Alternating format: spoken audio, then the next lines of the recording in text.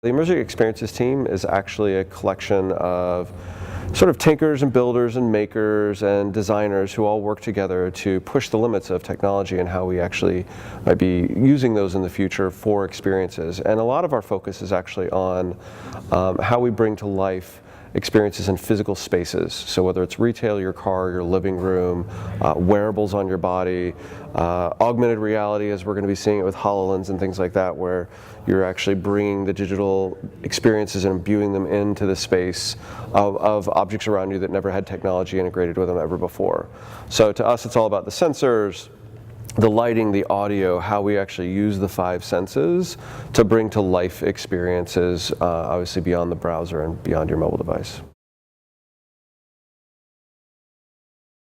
About 9 years ago, we did a project for AT&T. Steve and I were working on this project where Microsoft came in and said, we've got this table thing, we've got a couple of them in the back.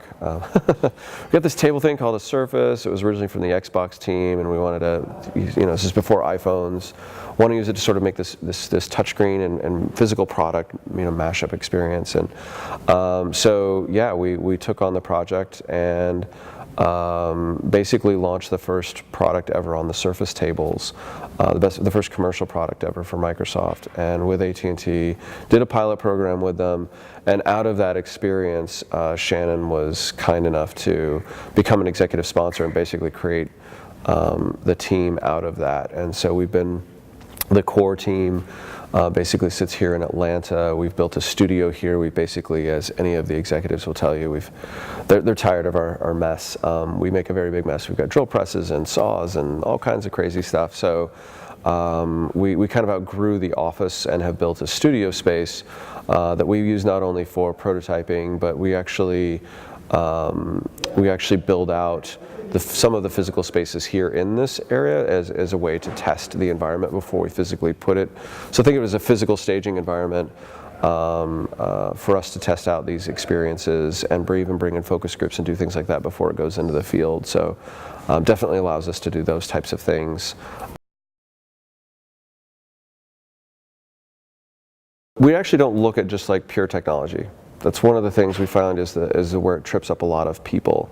You're actually trying to assess what is going to be useful for that human computer, the human to machine interaction, the human to content, the hyperconnectivity, how all of those things, how you can get access to things, the contextualness of it, especially when you get into physical spaces. A lot of it it's not just, hey, it's in a browser, or using Opera, or using Chrome, or using Explorer or Safari. It comes down to a lot of like, well, what time of day is it? Are you with other people? What's the lighting like? What's the audio like? Is it a good space to do natural language? Your living room's great. That's why like Alexa is great, because it works in your living room. But you start taking those into spaces where there's an office space where everybody's talking, it starts firing off all the time. And that's been the challenge with natural language all along.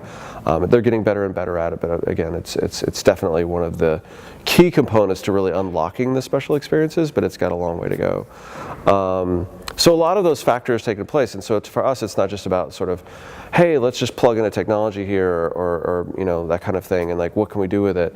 And that happens every once in a while, some R&D, right? A very low level for the team when we prototype a few things, but really, it's how do we look at what are we trying to communicate within that space?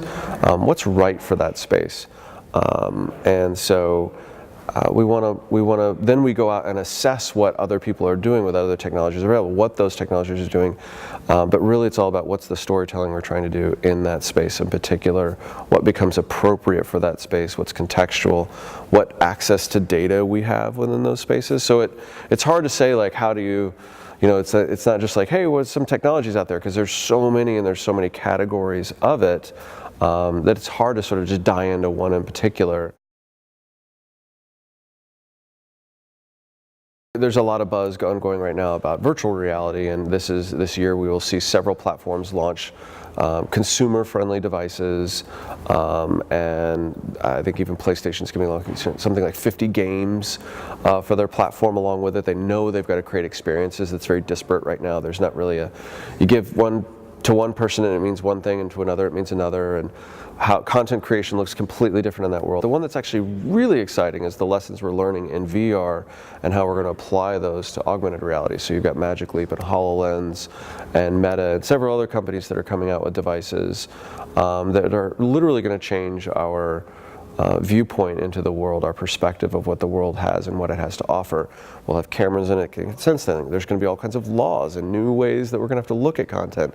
Where are these appropriate to use? Where are they not? Do we want to have everything filmed every day? The promise of what it offers in terms of being able to take something that previously had no any technology built into it, like a chair or a couch or your living room or your Coke bottle, without having to pay to put tech in it, we can actually imbue that object with an experience that you would otherwise never have. And so it's really interesting. We can transform spaces. We can do what we call place shifting or time shifting, and do a lot of things with sort of spatial awareness. How can we bring something that was really small and make it really big?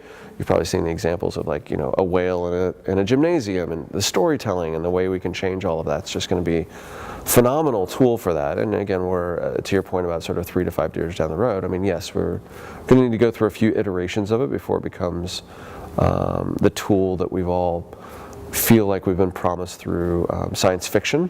But that's definitely one that's got us the most excited right now. It's not just about that singular product itself, it's how it works with the back-end systems and the cloud, and so whether it's plugged into Azure or whatever you're going to do with it, how all those systems plug in, the type of access you have to your own personal content.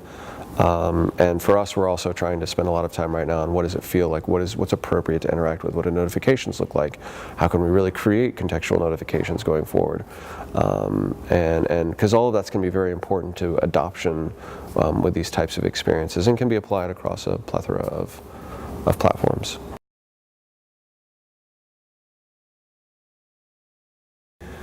And the only really exciting thing that's happened in the South in the last decade around technology is the fact that Magic Leap said we're putting a stake in the ground in Fort Lauderdale, and we don't care what anybody says. We're going to turn it into another tech town.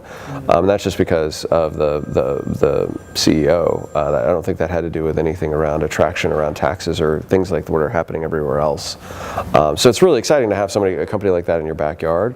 We'll see what it does to impact people. But in terms of Atlanta, I mean, we do have some really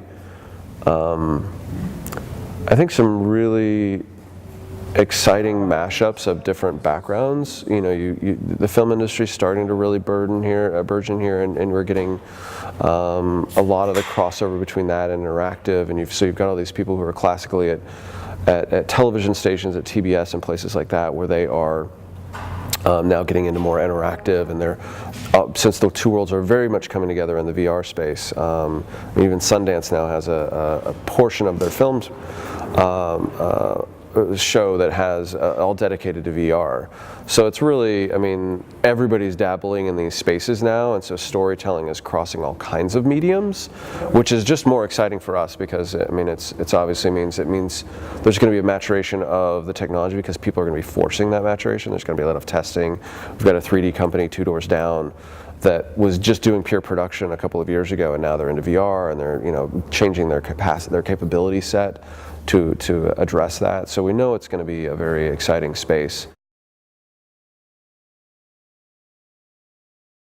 VR and AR have their different industries that can take advantage of it, just like sensors and other digital tools that can be integrated within those spaces.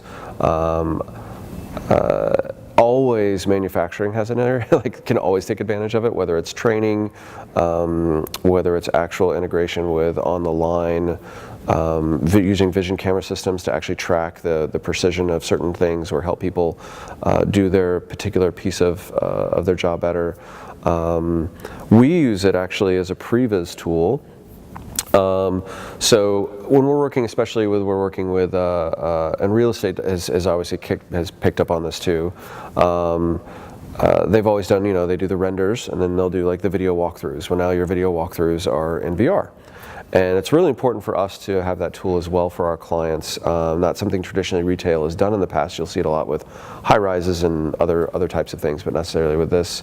But because customers are now doing much more with their space. It's not just merchandising a window or merchandising a particular part of the floor or the product. We're launching flagship stores where you've got 25-foot interactive walls,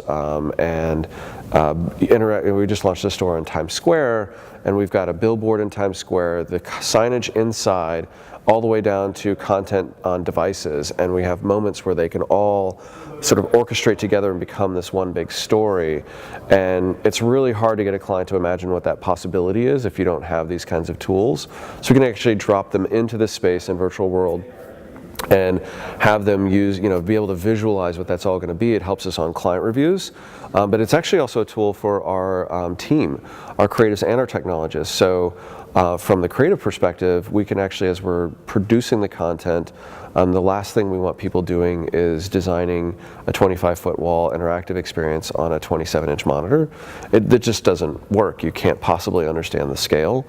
So these tools actually allow us to have that team publish over their content in the VR world, put the headset on, and actually start to understand what the layouts look like, what it's going to feel like at 20 feet, at 50 feet, at 2 feet, and how that's going to impact the user experience. So for us, it's actually a very big tool for how we address user interaction, how we address the content development for that place as well, for that space itself. In the AR world, it's going to change. And I think manufacturing is really big, gaming is going to be really big. We no longer have to play. I mean, Kinect is successful to a degree. The most successful part of Kinect is its natural language within the living room and the commands and so forth that you can do with it. There are some great games, but they obviously didn't make a massive investment in that field, unfortunately. We use it for analytics tracking in retail, driving experiences as sensors, so as customers get close to the experience, we can actually change it out, attract them in further, basically create these moments of delight all along the way into the experience. So, there's going to be definitely a big difference between playing a game on your couch and the complaint of, I've got to get up and interact with it. Well, now everything in your world becomes interactive. It's not just getting up off your couch, but I can move around my house, my neighborhood, anything. So it's very exciting sort of what that does. So obviously the gaming industry is really big on that. We think the museum industry is actually a very big target for that as well. They're a little slower to react to these things typically, unless it's sort of an exhibit that happens. But imagine going to the Georgia Aquarium, and yes, there's only so many people that can sort of fit in that room, and only so much they can do because of the limitations of the space that's there. But imagine if you could have an experience where the fish came out. They actually could tell, they always have those people telling the stories about where they live and what they do and what they eat and how much they weigh. All this information can be brought to life for you in this really amazing immersive experience. And those people could still be your host and your guide through all of it. The point isn't to sort of eliminate people, it's actually to enhance the experience with other people. And that's sort of that's the challenge right now with VR. It's very singular. It moves you into I'm alone, and we really like AR because it's all about multi-user. We can be sharing the same experience through different headsets, so it's very exciting. The process we've adopted on the team is very much like you would see in any sort of product development team. The typical words being thrown around, agile and sprints and things like that. But a lot of it comes down to enabling the team members to understand that this is a safe place for failure. It's not about sort of solving the problem every time, the first time, the right time. It's just, let's get through it quickly. Let's have a conversation. Let's collaborate. And I think that's one of the keys. It's very hard, and I think we've learned even more how to do it because we've had to work across geography, just different geographies. We've got people in San Francisco collaborating with people in New York and Atlanta. So it forces us to learn to communicate better. And so when we do get together and we do get to work with other teams, I think we get to bring those lessons in and make sure that everybody that comes into the table sort of check egos at the door. No idea can be so precious. That's one of the keys to all of it, so that it can fail. And because you never know, it could fail, and like 2 iterations later, it's actually the idea that drove everything, sort of the learning from that failure. So I think that's really important. We do a lot of workshops with our clients, accelerator workshops where we bring them in. We'll do prototyping with them.